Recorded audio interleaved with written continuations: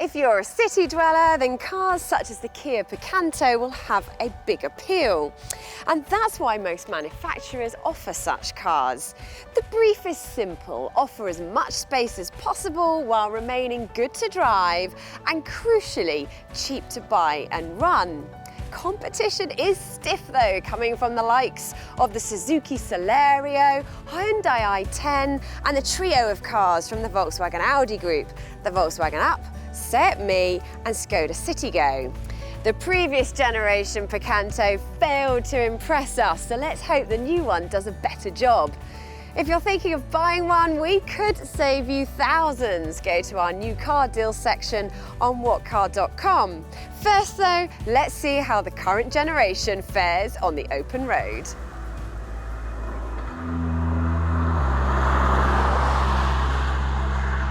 There's 3 engine choices with the Kia Picanto, and just like other city cars, they are all small petrols. The entry-level model is a 1-litre non-turbocharged and is the cheapest to buy, and it makes a lot of sense if you'll be spending most of your time around town.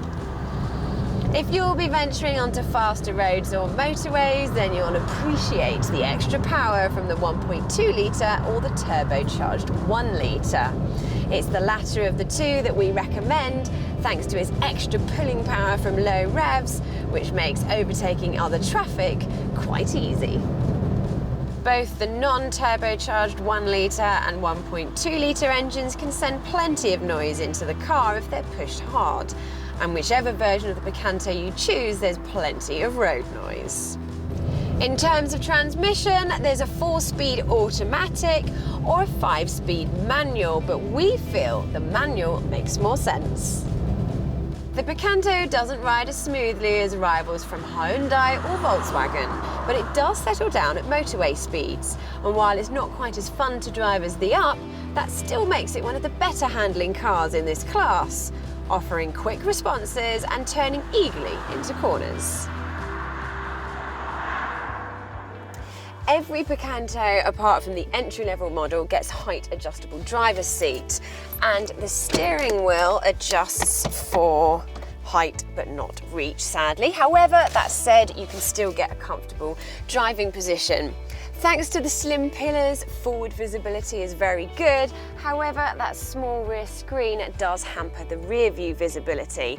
And if you move up the trim levels, you can get reversing camera and parking sensors, but you can't spec them on the lower trim levels. 3 and above gets you a lovely sliding armrest. This one doesn't have that, but it does add a slice of luxury. And just like other small city cars, it is very much function over form, although everything does feel pretty solid, although there's not much in the way of soft furnishings. On a positive, the dashboard is logically laid out.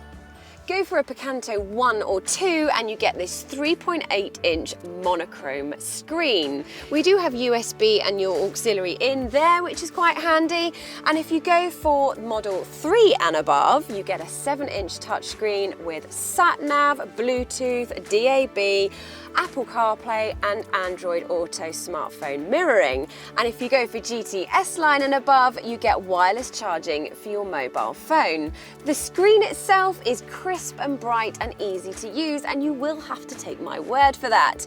And it easily matches up to the Hyundai i10 and is one of the best in class. As with most city cars, the emphasis is on space in the front rather than the rear seats. And there is enough room for 2 adults to sit comfortably side by side. Plus there's 2 cup holders, a tray there, another one here. The door bin is big enough for a bottle of water, and the glove box is also a decent size. Climbing into these rear seats is a very different story because only average sized adults are going to be comfortable in here. I mean, it's fine for me, but anybody tall would find it a bit of a squeeze.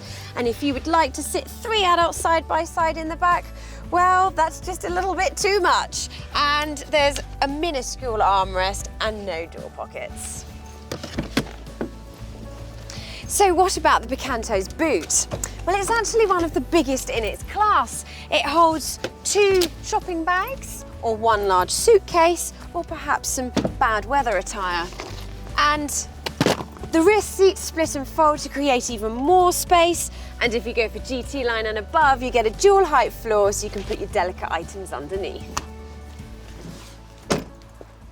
Compared to the Hyundai i10 and the Volkswagen group of rivals, the Kia Picanto does look good value for money, whether you're buying it outright or on a PCP deal. It also has a market-leading 7-year-long warranty, which is all good stuff. But the only downside is that it will lose more value than its rivals. In terms of which model to go for, we'd steer clear of the entry-level 1 model, which is a little too basic.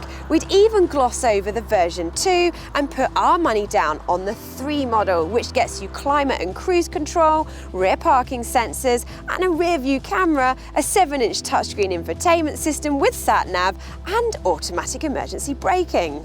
GT Line and GT Line S come with sportier styling and some extra luxuries, but they are quite expensive, so we'd avoid those too. The Kia Picanto is one of the better city cars on sale, and if you spec it right, can be a great urban companion. For plenty more on the Kia Picanto, including our full online review, head to whatcar.com. And if you're thinking of buying one, go to our new car deals section where we could save you lots of money. The link to that is in the description box below. But before you go anywhere, hit subscribe and never miss another video.